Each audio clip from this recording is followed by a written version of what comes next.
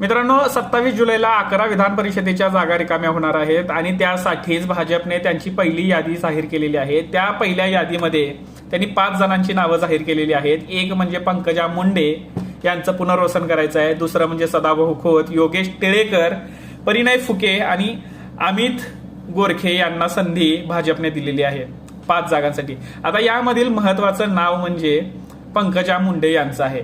आता पंकजा मुंडेंना यांना जी संधी मिळालेली आहे ती मराठा विरुद्ध ओबीसी सुरू असलेल्या आरक्षणाच्या मुद्द्यावरून त्यांना संधी मिळालेली आहे आणि ओबीसी चेहरा अट्रॅक्ट करण्यासाठी आणि त्यांना खेचून आणण्यासाठीच पंकजा मुंडे यांचा वापर केला जाणार आहे।